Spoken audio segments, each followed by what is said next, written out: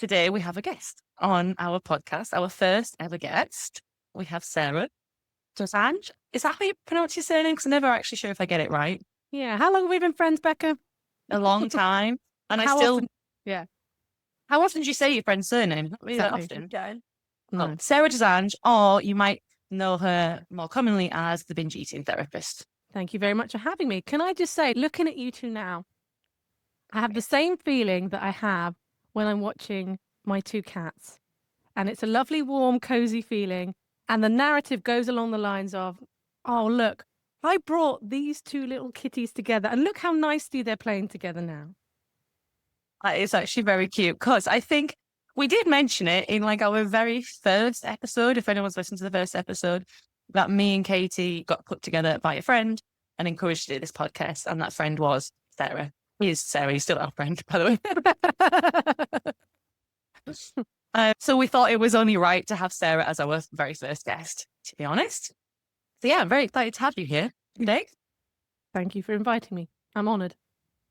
What are we talking about today? Because we just had a bit of a giggle about this beforehand, because I thought we were talking about satisfaction and did a lot of reflection on satisfaction. And apparently that was wrong. We're actually talking about permission for food. But can I say that permission and satisfaction ideally goes hand in hand? So there's scope for both of these to be brought together. And maybe that's serendipitous that that's what you've been thinking about, Becca. Exactly. So you guys take the lead with the permission and I'll take the lead with the satisfaction. Perfect. 2 in 1. Because Sarah, this is one of your favourite topics, isn't it? Permission. Yes. I love talking about permission because I think it's the most misunderstood or often misspoken about topic in permission. How does the word land with you guys? Who wants to go first? I think initially when I think about permission, it can feel like a bit of a free-for-all with food. Like permission can feel like no boundaries with food. And that's probably relating to my own experience because I did more of the all-in recovery and I needed very few, say, rules or boundaries around food. So I needed to feel like I had permission to bring everything in. And that is something that worked for me, but I know it doesn't work for everyone else. But that's where my brain goes. What about you, Becca? I would say quite similar because me and Katy, we both have quite a restrictive, like our eating disorders were quite restrictive, weren't they? So for me as well, permission was more about removing those rules around what foods I could and couldn't have and like introducing them all. So that all-in approach that you're saying. However, what I do notice, and this might be like the kind of misspoken about aspect that you're talking about, Sarah, is whenever I tend to talk about intuitive eating or permission for all foods with people who are not familiar with intuitive eating, they take that as an assumption of you just eat what you want when you want and you eat all the foods anytime you like them. And it's more complex than that, right? For some people and for others, so Steph, who I do the Life After Diets podcast with, for her, it really was anything, anytime. But that suited her background, it suited her relationship with food. But if you think there's two ways we could think about permission, there's the all-in recovery, which I think is the one that most people hear spoken about on social media, because it's the very black and white, actually, it's a very black and white version of of permission. Or you could think about graduated permission, which could be a bit more about gradually reintroducing foods, experimenting at a little bit more of a slower, contained pace. And there's an argument for that as well, which I'm sure we will dive into. But I think too often permission is just jumped into as an all or nothing way without giving it a lot of thought. So if you're really drawn to the all-in approach, then it's probably a good approach for you. If you are like really not sure about it and you have a lot of resistance about it, and the only reason you're doing it is because you've heard other people say, this is how you should do it, and it doesn't really resonate with you as making sense to you in your experience, then it could be a bit riskier. I've worked with people who have felt that they've been really damaged by working with practitioners who just encouraged them to go all in because that's what worked for them. Yeah. I can see how it could be damaging for people. I would say I probably did do that all in, all or nothing mentality. I've spoken about it on the podcast that I think I have a natural tendency to be quite all or nothing. And that has had its problems and it has fueled, in the past, it did fuel the eating disorder in many ways. but it did help me. It was something I used to my advantage at that point in my recovery, because I think I tried more of that gradual introduction of foods. And I found that very difficult, because to be able to do that and without restriction still creeping in, it was hard for me to see, am I doing this in a gradual way, or is there still some kind of restriction in the background? Whereas when I went all in and was like, I'm going to have all these foods and there's going to be no rules or limits on them, then there couldn't be any sneaky restriction going on in the background. Mm-hmm. And that didn't last forever. That wasn't like it's not how I eat now. So there was a process of letting everything in. You can eat it. I could eat it whenever I wanted, in whatever quantities I wanted. There wasn't any rules there. And then for me, there was then after I'd done that, doing the reverse of like scaling that back in a way that felt supportive as well. Does that make sense? What preceded your decision to go all in? Had you heard about it? Was it just something that you thought about for yourself? What happened before you got to that point? So I think I had tried introducing things gradually, and that hadn't worked for me. There'd been restrictions in the background, and then it had led to binges. And I think I'd got to the point where I cognitively understood like why allowing all foods was helpful, but there was a fear of actually allowing myself to do it. And I did see more people speaking about it like online and in the kind of recovery world. I think I got to a point where I was like, do you know what? I just need to just do this. I need to just say off it and actually go for this and fully commit to it, because I'm not at the moment. There's still something that's holding me back. And it felt like it was a really bold of self-trust in a way. Yeah. What about you, Katy? Very similar to what Becca said. But I would say the permission for me felt right because I was so exhausted and fed up of the rules. Because it felt like I had rules around everything with food, everything, to the point where I just felt like I couldn't make a decision around food because there were so many rules. And I think my inner rebel was really loud and just wanted there to be no rules, nothing, and me to just be able to do what I want when I wanted to do it. I will say I needed structure with food, but if I'd have had to do it gradually, I think it would have felt like restriction. So what did structure look like? Because, what was that structure? Structure was the breakfast snack, lunch snack, dinner snack. And I had windows in which I ate. And it was a non-negotiable for me. Like, this is when I eat. I have something to eat. I get to choose what that looks like. I get to choose what that meal is.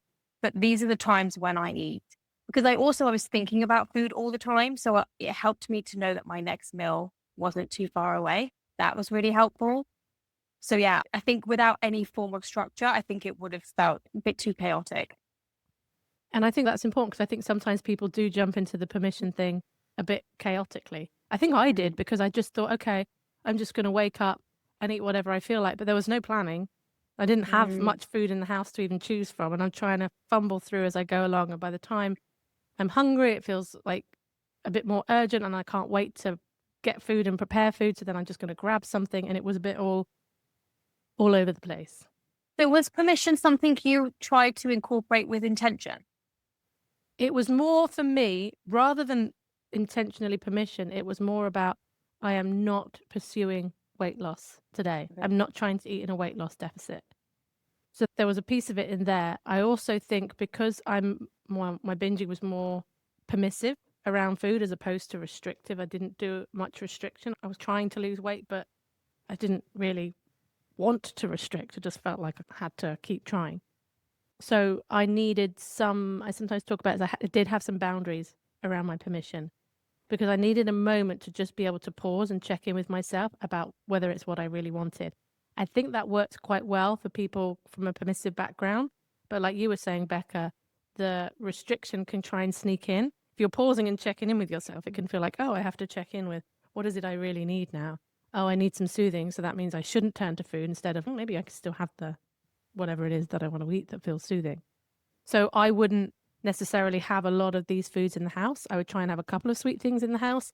And then if I wanted something, I would go out to get it. And I really did give myself full permission to go out and get it. but it just took a little bit of that impulsivity away around food because it had to be a little bit more intentional. And the amount of times I would go out, get to the store, and then just have an urge to buy everything. And I would have to say to myself, just buy the thing you wanted. Because sometimes I'd have this feeling like it wasn't going to be enough, whatever I bought. So I had to buy a load more. So I'd buy the thing with really deliberate, honest intention that if I go home and eat this and I really want to come back and get another thing, then I can. There's a part that's going to go, no, you shouldn't do that. But it needed to be okay.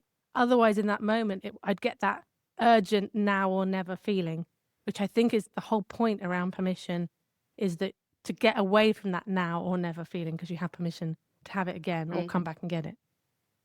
Yeah.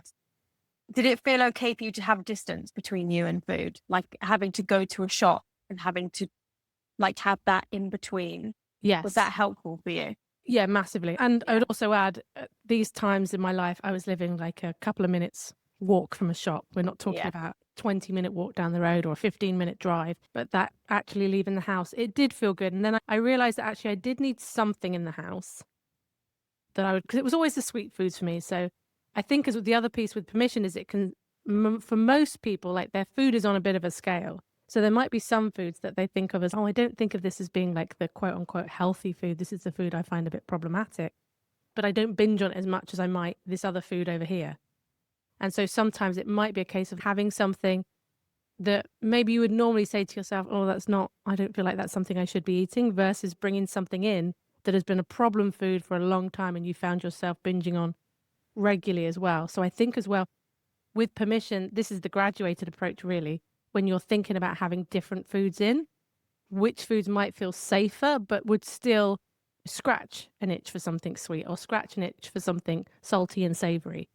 So so I found that helpful to have foods like that in that didn't feel quite as risky. At different times in recovery, it wasn't quite linear. All of this was all part of the experimentation, I think. It is one big experiment, isn't it? It's really interesting that you say that, because as you were describing that, I was trying to reflect on my experience and it feels really different. So you're saying you needed to have you needed to have the foods in the house that were not the foods that you felt is really intense urgency to eat or like to binge on, I would guess.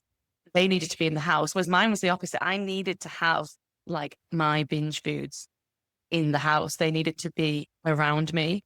And so I was so aware of the foods that I like were on my kind of naughty list, things that I should not eat or could not eat.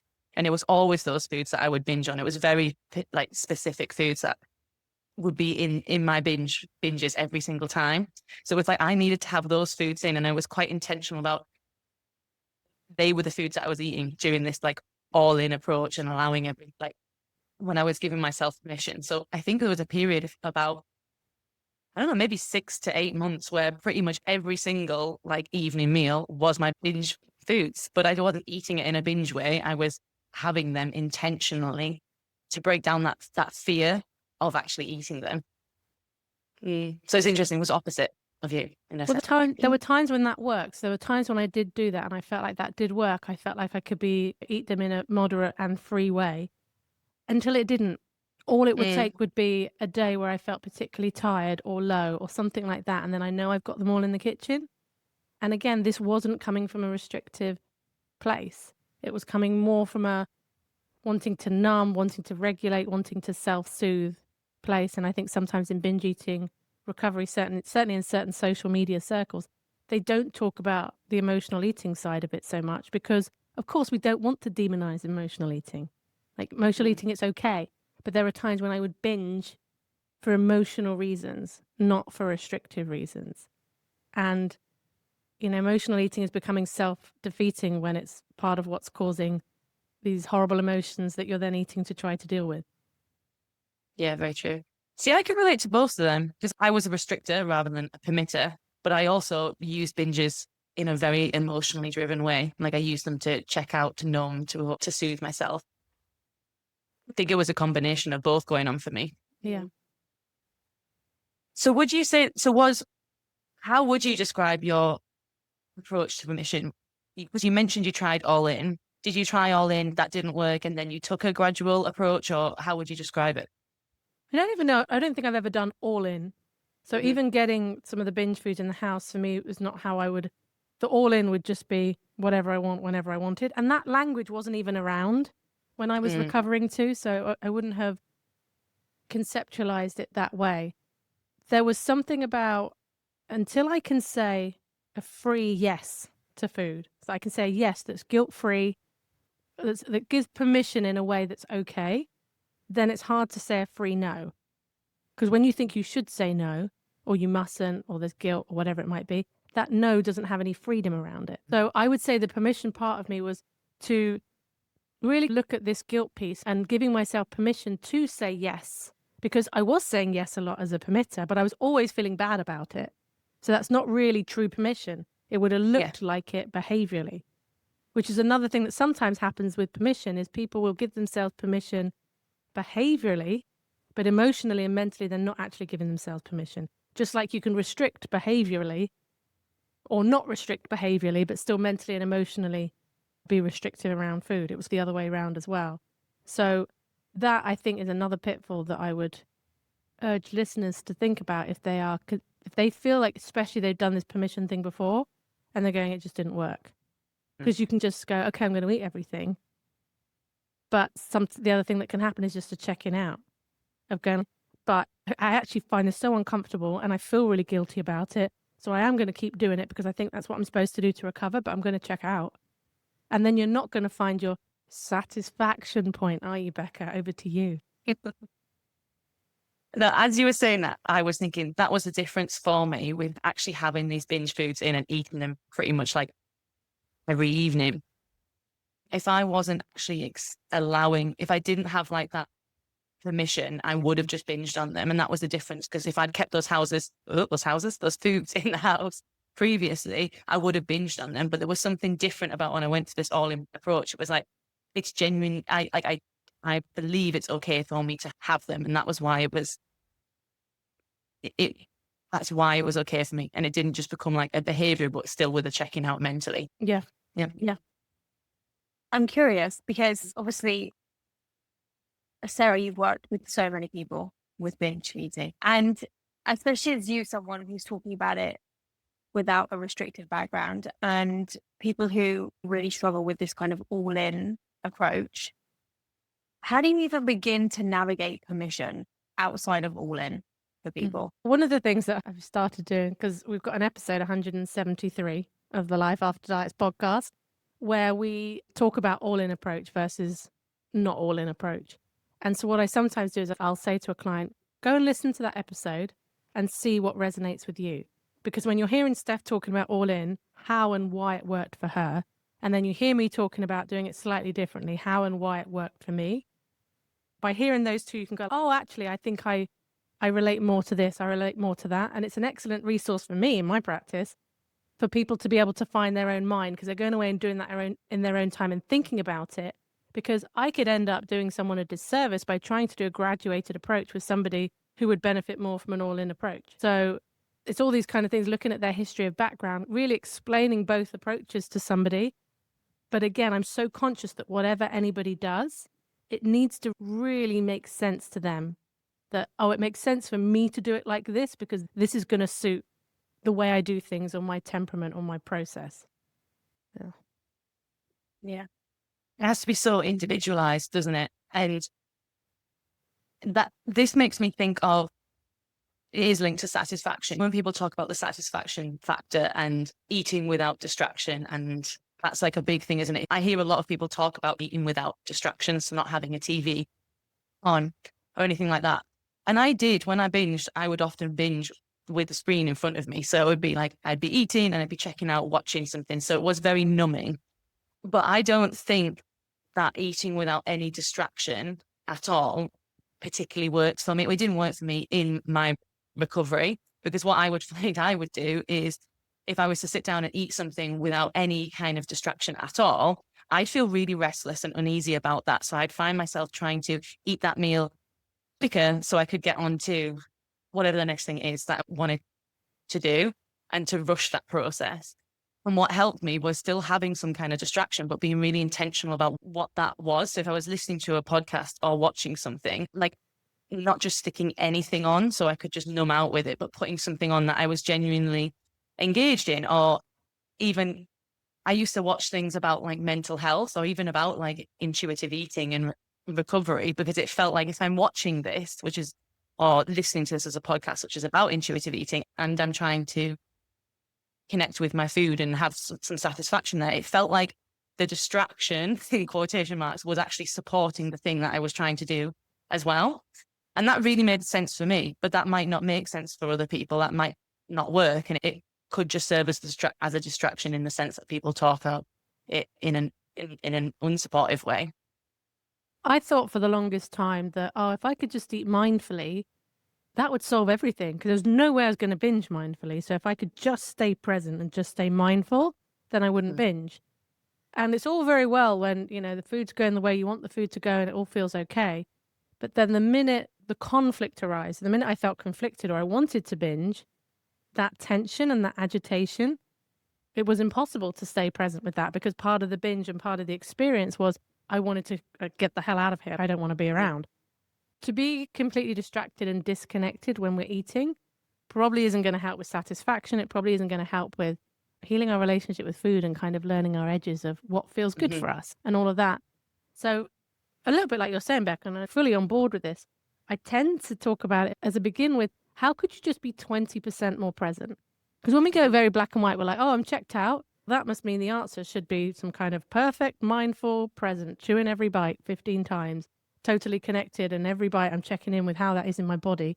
There's a whole load of stuff in the middle of that. And even being intentional can be exactly like you say, being intentional about what the distraction is. It can just be, you can be watching your favorite show and still go, and I'm still going to really intentionally enjoy this food. It's not the same as the full-blown focused mindful eating in the way that we think about it. So that's one thing. Another thing could just be you take a few bites without distraction and just let yourself really register what you're having, and I'm going to take a moment to be grateful for the food or whatever, and then put on whatever it might be. Podcasts, all of that.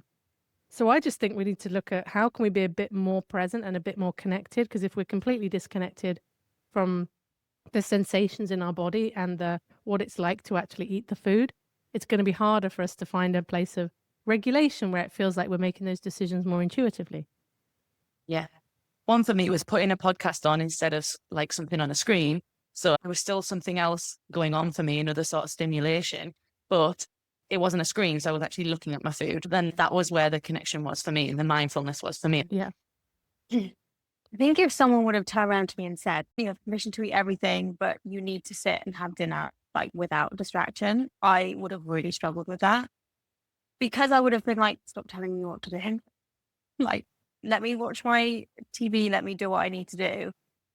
But it's something that I did find helpful, but I had to come to it of my own right, my own decision of really just going to not do that every day. Just maybe just going to do it a little bit less. But I didn't necessarily numb out a lot with food. I was very aware. But yeah, I think I was just so sensitive to anything that felt like any kind of rule or anything that was rigid. I just needed none of it. And then within my own time, it felt like I could bring that stuff back in a way that wasn't pressured, like Sarah's saying. Yeah, and I did go through a couple of months, actually. I haven't spoken about this for a bit, because so many people heard this and then took it as, oh, that's what I'm supposed to do. And I always get people going, oh, I tried to do that thing that you said. So just caveating, this was something that I decided to do, and only do it if it's really inspiring to you. But I did 2 months where I ate at the table without distractions. And I think my meals were okay. So with my meals, I was allowed to distract myself with my meals. But anything adding on to that, any of the foods that I thought of as binge foods, I had to go and sit at the table and eat them without distraction. Even at the time, I didn't treat this as a forever thing. I just felt so conscious that I felt like I had quite an addictive relationship with this kind of food and TV. There's something about the experience of the two, like watching TV without eating something or eating something without watching TV. Both of those activities felt really uncomfortable. And so for me, it was really about trying to break what felt like almost like a compulsive connection between the two of us. It felt like I needed to interrupt something. And so I did it for a couple of months. I can remember a couple of times like wanting, I don't know, some chocolate or something like that. And going, you've got to go and sit at the table and like feeling like I was just having a massive tantrum inside myself. I didn't have to pay attention. I didn't have to eat it slowly or mindfully. I could let my mind wander, but I did have to go and sit and eat it at the table. And I think it was actually a really helpful thing to almost break that spell of those. But I don't know that everybody else needs to do that. I don't know that anybody else or everybody else would benefit from it or even feel like it was possible for them. So that's why I share it a bit cautiously, because I don't want it to sound like some kind of catch-all advice, but it was helpful for me just because of this association that had built up. Because at that time I was so depressed, I wasn't really doing much but eating and watching TV as well. Yeah. I can sometimes now, like, I will watch TV and have an evening meal. I tend to eat with Will. We tend to have our evening meal together, and we might put something on the laptop and watch that. And even now, every now and again, I will just say to Will, I just need to have a few nights where we just sit at the table together without kind of any TV, just because I can feel myself feeling like I need to have the TV when I'm eating. So I can relate to feeling like I need to break that habit. It's something I feel like I have to might be mindful of now still. Yeah, as I'm saying and listening to you, I'm like, yeah, I remember when I moved into this flat, I was thinking, I'm going to make sure that I have most of my meals at the table. Not a rule, but I want to eat the majority of the time at the table, because I didn't want to be just eating off my lap on the sofa, watching TV. I don't know. That is what I'm doing. And I'm not, unfortunately, don't have a compulsive relationship with food in the same way, but it is something that I'm doing that I think could be helpful to bring a bit of gentle attention to that, or think about it a bit, perhaps. Yeah. What's helped me is actually not having a TV. This isn't why I didn't have a TV, but when me and Will moved in together as friends, there wasn't a TV in the flat that we moved into. And we were like, should we just see what life's like without a TV? Let's see. And it's really weird, because even though I think I can have quite a compulsive relationship with TV, I didn't actually miss it. I felt just generally better in myself for not having a TV. And we lived like that for a good few years. And then we moved into another house which already had a TV in it. And as soon as it was there, I noticed myself just like turning it on all the time and not really watching stuff that I didn't really care about, but I was just sticking it on because it was there. I'm not even paying that much attention to it half the time when it was actually on. And now we've moved house again, and we again just don't have a TV. So I just use my laptop, and I found that has made me more intentional about what I want to watch, because I actually have to open up the laptop, search for what it is, rather than just sticking it on and flicking through the channels and there's something there straight away. Yeah. I think that speaks to actually the idea that it's easier sometimes to just be more black and white than to try and moderate something. So it's like when it's there, it can be difficult to moderate.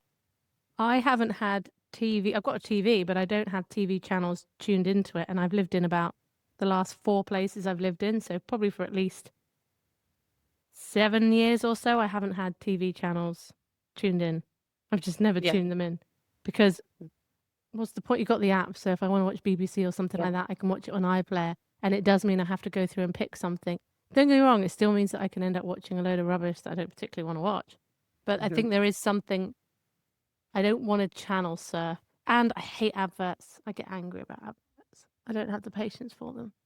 My friends are like, oh, have you watched this? Have you watched that? And I'm like, if it's on ITV or Channel 4 or something, forget about it. I'm watching it. Even Prime now. Prime I barely touch. But that's another story. The way I am with TV feels similar to how you were saying that you didn't have all of your foods in the house, but you had to go to the shop and buy them, but you had permission to watch them. It feels quite similar to the TV. I don't have a TV, so it's just all there, but I can always watch whatever I want when I want. But there's a little bit of distance, isn't there? There's a little bit of distance to give you that time to think. Yeah, and you have to make a decision. A decision has to be made. But that said, I can go on Netflix and flick through, like you'd flick through channels looking for something to watch, just flicking through what's available.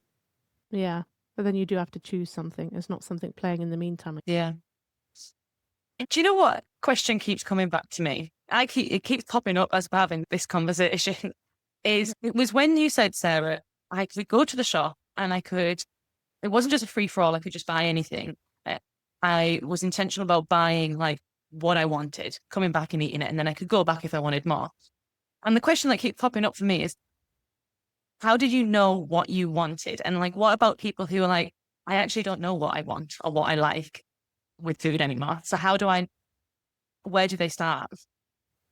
I don't think I always knew what I wanted. So I don't think it was always a case of, oh, I really want one of the M&S iced and spiced buns, which used to be a big binge food for me. Now, I don't think the last one I had one, but that's just one of those foods that I'm not as fussed about. So sometimes it would be something specific and sometimes not. I was going to go somewhere else, but let me just come back to your question. If you want, what is it that you're wanting then? There's a craving somewhere. So if you want food and you're stopping, it's not going to be that, oh, anything's going to hit the spot, because that would just be hunger. And then a wide variety of foods would feel appealing. So when the question being like, what if people don't know? If you don't know, don't have anything, just say, okay, I won't have anything. And then your brain will soon tell you what it is it wants, because you're going to want to go without. So maybe there's something in that. It wasn't even, it could sometimes just be a case of, I've had my lunch and now I want something sweet. And so then I'm going to go out and I'm going to find something, just one of the sweet foods that I like.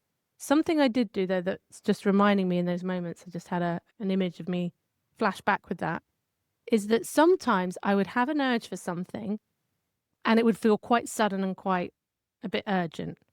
So like Ollie and Steen, those cinnamon slices, I'd say I could be sitting at home and then it's suddenly, I want one of those slices. I want it and I want it now.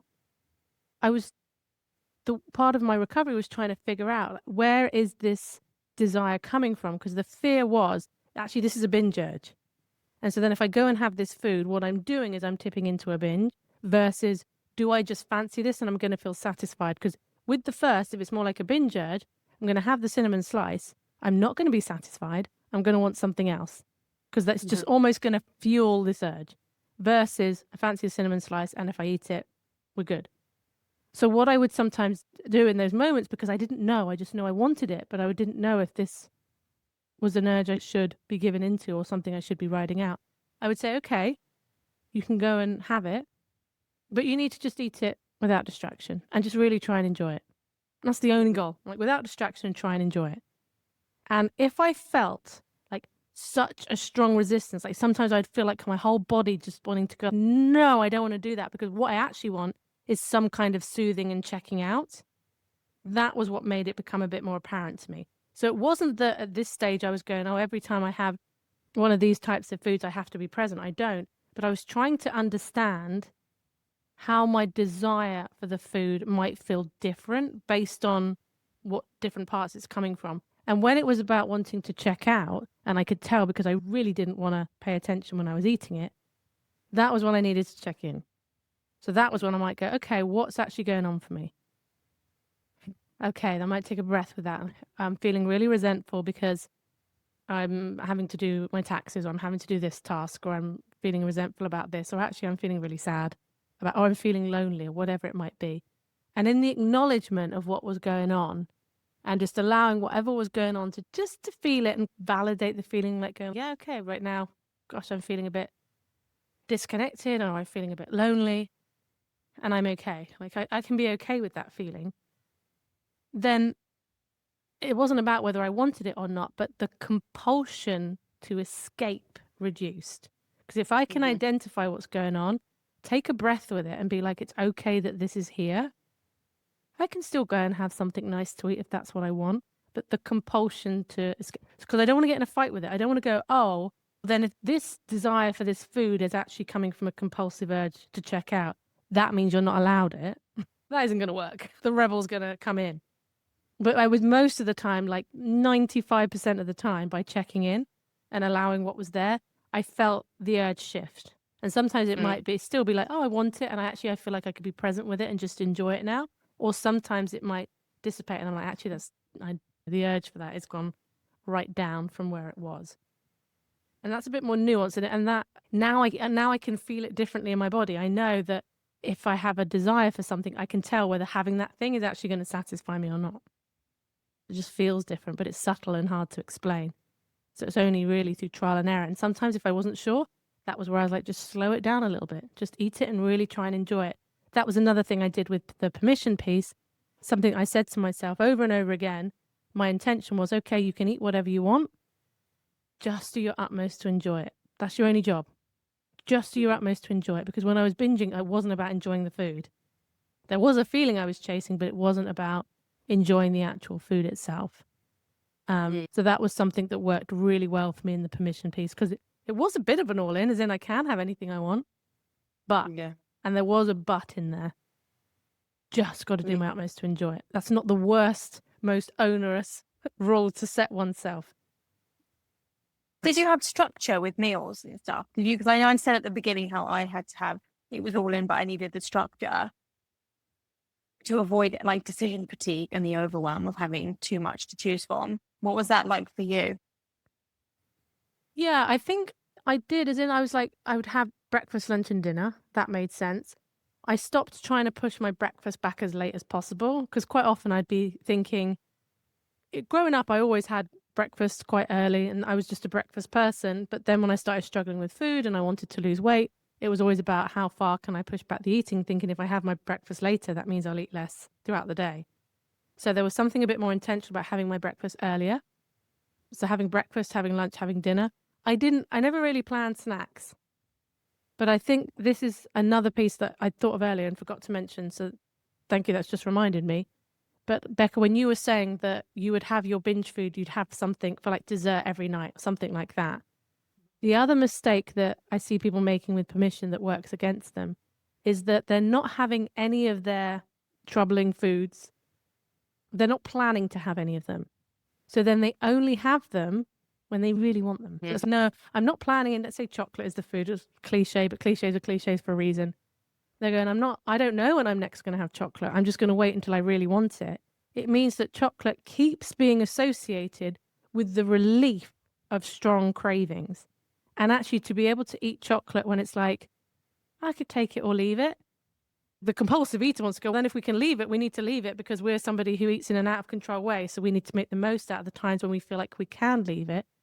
But it changes the emotional experience of a food. So that helps to neutralize a food's emotional charge by just knowing that, let's say, I don't know, you have a piece of chocolate every day for lunch or a bar of chocolate every day for lunch, whatever makes sense to you. I think that can help with the habituation of foods. Yeah. I think that's what I did with my binge foods by having them as my evening meal. So a lot of my binge food, I don't really have a sweet tooth. A lot of my binge foods were savory foods, and that's where my natural palate goes to, which was that was actually something I had to work through in terms of like permission and allowing them, was accepting that was my taste preference and that was okay, because a lot of the foods that I liked and would binge on, it seems bizarre for me to say it now, I view them as like masculine foods, because often when people would talk about their cravings, I heard people talk about chocolate and ice cream and I just couldn't relate to that. Or when people spoke about binging on them, I couldn't relate to that. Whereas mine was all savory things. And I had to accept it's okay as a woman to like pasties and chips and gravy. You've never sounded more northern. But yeah, it was a process of habituation by actually I didn't only eat those foods when I was like emotionally charged or trying to check out. I ate them under all kind of emotional states. And it was about learning that they're just foods. The other thing was there was a big fear that I had that if I was to eat, I thought these kind of foods had some kind of magical power to just automatically make me gain weight. So I would try to avoid eating these foods because I didn't want to gain weight. And part of having them every night was realizing, or like experimenting with, if I was to eat these foods every single night, like what actually happens to my body? Is the fear that I have that I'm going to suddenly balloon, is that going to become a reality or not? And yes, my body did change through eating disorder recovery, but it didn't change in the way that I expected it to. And that was interesting for me to learn about these foods when I had put them in this category of having some crazy wild powers that could automatically make me gain weight. Yeah. Oh yeah. Yeah. I've been through all of that. I'm just addicted to these foods. These foods just trigger off an uncontrollable urge to eat. Because that's what it feels like, right? When you have that first taste, then it just suddenly feels, oh my goodness. You feel that dread of just now that you're out of control. Yeah. But my binging was never worse than when I was trying to abstain or treat it as an addiction. Just made it worse and worse because I just couldn't do this elusive abstinence of which people spoke. Yeah. So what would you say, sorry, Becca, It's all right, go for it. I was going to ask if I know we've already talked about a few, but what other kind of mistakes people are making when it comes to permission? Okay, we'll try to think about what I've already said. I'm going to start listing off the ones I've already said, and that will help me know if I've missed any out. So there's a common one of doing it just behaviorally, not psychologically and emotionally as well. I'm just going to eat all the foods, but mentally and emotionally, I'm not really on board with this. I'm feeling unimaginable guilt and judgment.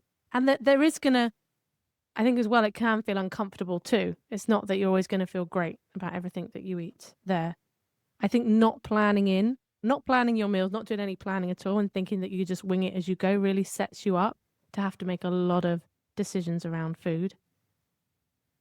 Trying what the other ones were now. Oh yeah, about being completely checked out, giving yourself permission but completely checking out is not particularly helpful either. So having some kind of connection, finding a way to connect when you're eating is another one. Having to think about whether all or nothing or doing it in a more graduated way is more useful to you.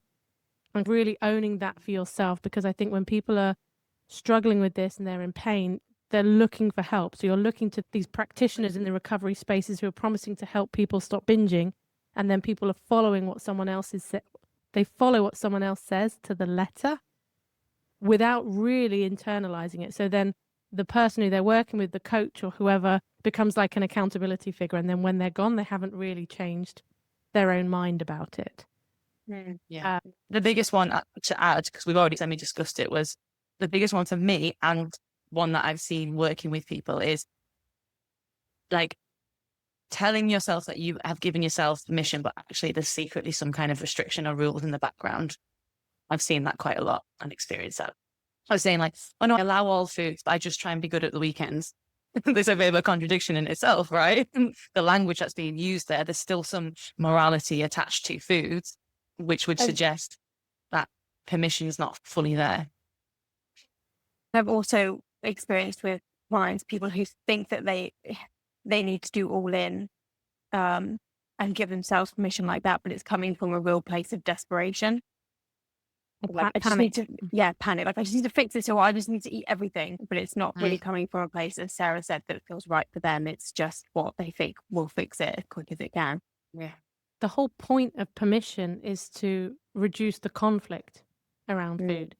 So if there's not a good and bad choice, if you know that you're allowed to have the food, the idea being is when you really can feel that you're allowed to have the food, then you can really check in with whether it makes sense for you to have it at that time. This is the place to get to. I'm not saying you'd be able to jump straight into this if you've been struggling with food. I have spoken before about the now or not now, basically meaning that whenever you're making a food decision, it is almost never a yes and no decision around food. It's normally a now or not now, meaning I'm either going to have this food now or I'm not going to have this food now. The inference being I can have it at another time. Obviously, there's going to be the odd occasion on holiday if you're in a particular place or wherever, and this food's only available in that moment. But 99% of the time, when you're making food decisions, it's now or not now. The idea is to move away from this sort of yes or no thinking. However, I've seen quite a few people who've heard me talk about this and then think it's some kind of trick or tip to not have the food. So if I keep saying now or not now, I keep saying not now, with this sort of promise that I'm going to have it later, but never really giving myself permission to have it later. And that can look like congratulating yourself and going, wow, this works because I'm not having it. And so watching out as well, just generally in recovery anyway, when you are congratulating yourself for eating less is very different to really acknowledging yourself, because you're like, actually, I'm feeling a bit more regulated and I'm feeling a bit more measured. I feel like I'm owning my choices a bit more. And maybe that means that you're eating less. Maybe that means that you're eating more. But the idea of that being less important than the actual experience around food and the freedom to feel like, oh, you can actually make free choices, whether that's yeses or nos. Yeah. That's about both options, like now or not now, holding the same kind of weight, isn't it? Or saying yes to food and saying no to weight are both neutral. Whereas if you're going to congratulate one, then they're not like equal choices, are they? Yeah. But saying no in permission can sound confusing and hard, because no can sound like, oh, no, I'm not having it.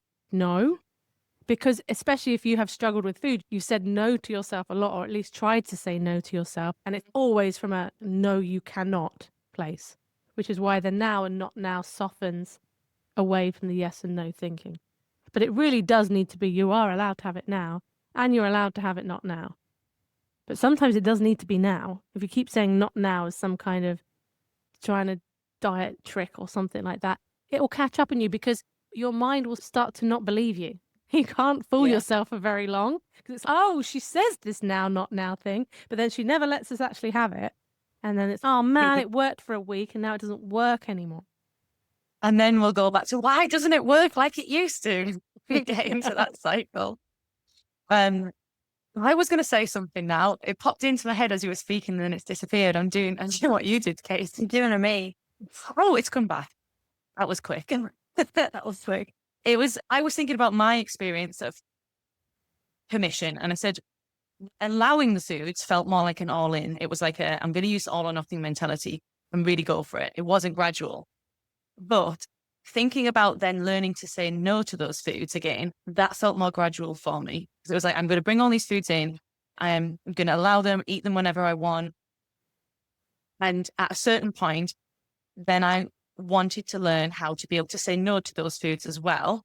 So I really did have permission for all kinds of foods. And that felt really scary. I felt really scared to do that because I found that really hard to know, am I saying no to these foods now because actually I don't want them, or it feels supportive to say no to them? Or is it a sneaky restriction coming back in? And that felt really, that felt really scary to do. And that's why then that felt more like a gradual process for me, because one of the ways I would approach that is to, rather than having for example, say my evening meal when I was eating all in kind of phase was just these binge foods, it would look like me saying, okay, I can have some of those binge foods and some of these other foods that aren't binge foods. Can we incorporate both of them and see how that feels? So it felt more gradual doing it the other way. And I think this is a big part of figuring out a way of eating that works for you, is working out what combinations suit you. Mm-hmm. I always come back to the most basic nutrition wisdom is that a combination of protein, fat, fiber, and carbohydrates consumed together, combined, is usually the most satisfying combination with all your macronutrients in as well. And there are times where I think, actually, I would enjoy this sweet thing more after I've eaten, because I know if I have it at 3 p.m., I might get snacky again in an hour and a half time because I'm conscious there might be a bit of a sugar slump after that if I'm having that sweet food on its own. But they're not rules. Sometimes I might really fancy it and then I'll have that. And I've also done it before where I've been out with friends at this Italian restaurant and they do the best. It's the only place that I like tiramisu. I don't eat tiramisu anywhere else because it's normally really creamy and it's not here. And these people I go out with, I know they don't have desserts. They're all starter people and I'm not fussed about starters. So I had my tiramisu for starter. I was going to say that because I'm not a sweet person. If I've had a meal, say like a packed lunch kind of thing, and I have some fruit or a chocolate bar, and then I have like crisps and a sandwich, like a traditional kind of packed lunch, I always eat the fruit or the chocolate bar, or whatever it is first, because actually I know that I'll feel more satisfied from a meal if I finish on something savory and something salty. Whereas in the past, I would have never done that. I would have eaten the sweet thing last and still left feeling like I need something like salty to finish, then I'd still want to eat more. So it's funny that you say that about doing it the other way around too. Because an Italian, I'm going to have pasta. I'm going to probably feel quite full if I have my tiramisu afterwards. Also, I don't think anyone else is going to have dessert. But what I love is the waitress. She didn't bat an eyelid. She was like, "Oh, tiramisu for starter, no problem. Just wrote it down." Yeah, it's like fair play. Everyone else at the table that. is just looking outraged. Yeah. Or I'm a starter person as well, and what I used to do was not have a starter because no one else was having starters. I didn't want to be the person to eat on my own. But then I didn't really fancy a dessert. So I'd have my main and everyone else would have their dessert. And I'd still end the meal feeling like I wanted more food. I was unsatisfied. I might still be a little bit hungry, but I didn't want that dessert. So now I will comfortably have a starter on my own if no one else wants it, because I know that's works better for me. Yeah. I thought you said you're going to have a starter for dessert and I don't know. Do you know what though? I had done that before. I could. Yeah. I'd been like, oh, I finished my meal. I'm still a little bit hungry. Someone else is getting a dessert. So I'm going to order like starter because I Yeah. still need a little bit more. I'm gonna have It's a prawn fine. gonna finish off with a prawn cocktail. Definitely a dessert person. Have to finish it with something sweet. Have to. You know what? I was going Gonna- to ask though, since you both have gone through this process and have permission for all foods now, has your like taste preferences changed, or like what kind of foods you get satisfaction from? Has that changed? It's less intense. Look at Miss Orty making a star appearance, star of the show. That's going to be the thumbnail, except like drinking tea. Yeah, I'm not drinking anymore.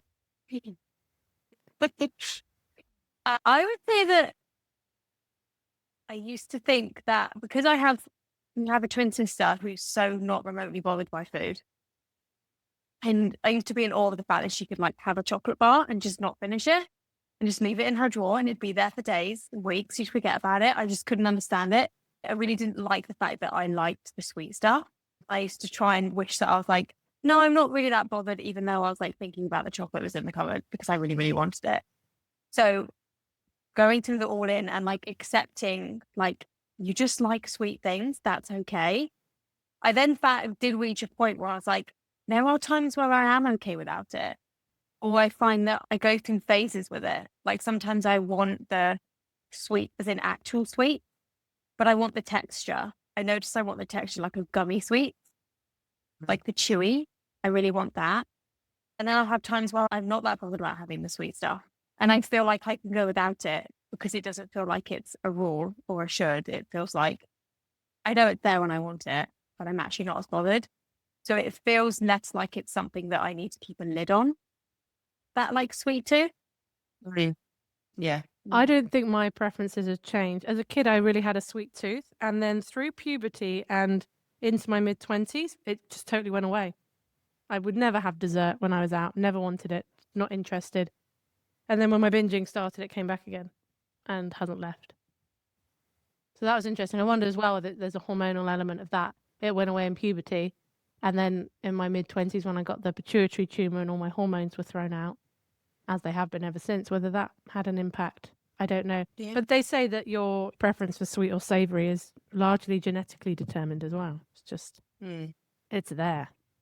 Yeah.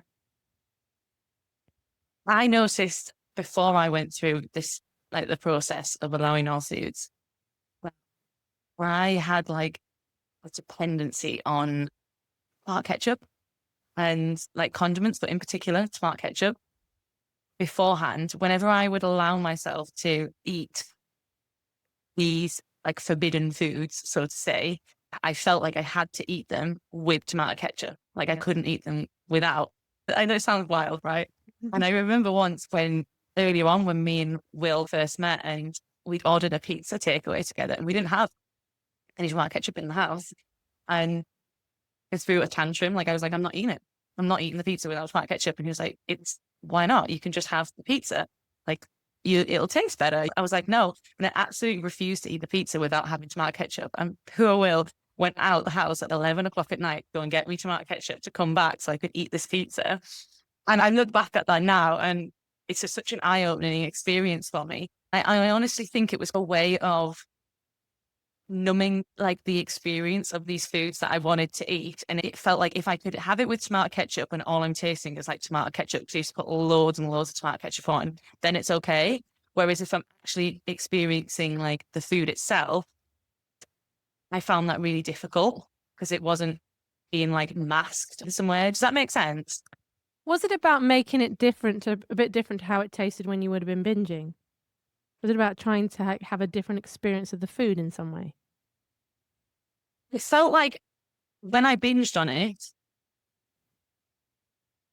I don't really know how to explain it. It sounds really bizarre, I know. Like this is going to not make sense, but maybe you guys can make it make more sense.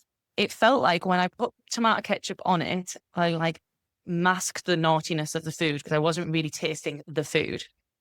Okay. Do you think you would actually prefer the taste of it without the ketchup? Yes. And this is something I've noticed now that these foods are just generally in my diet. Like there isn't a need to put them with tomato ketchup all the time. Or if I do, the quantity is much, much less. And some foods that I would binge on or say I absolutely loved, when I took the tomato ketchup away, like I didn't actually enjoy it as much. And like that kind of changed, it changed what I enjoy eating and what I didn't a little bit. Yeah. Okay. Yeah, I can understand. There's a thinking process behind that. It was almost like if I put the tomato ketchup on, this doesn't exist. It's not real. That's what it's about. But that's, yeah. It's like when you like put like peanut butter on your toast, and I would take more spoonfuls, but for some reason there was part of me that felt like it didn't count. Is So I in was you just eating a hadn't consumed spoonful them. out of the jar versus putting it on the toast. I do that with Biscoff spread. I love Biscoff spread still to this day. Still do that.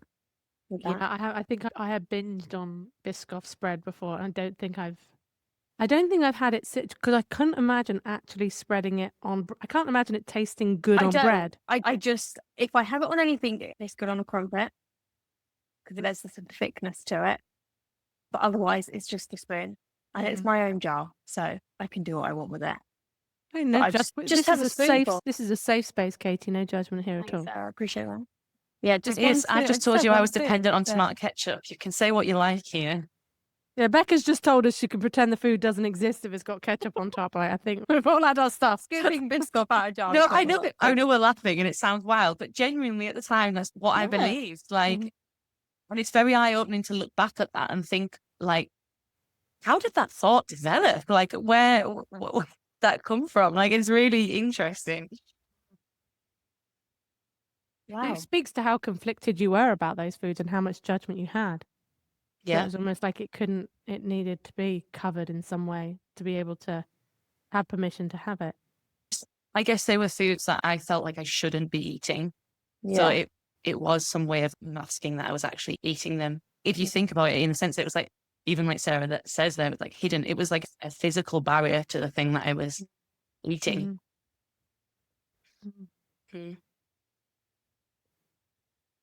Oh, I think we're probably up on time. I haven't been fully tracking, but probably. I never track I time. can I'm see. like, I'll just sit here Becca and talk doesn't. all day if you want. I just keep an eye on things and tell her when she needs to stop talking. That's how it normally goes.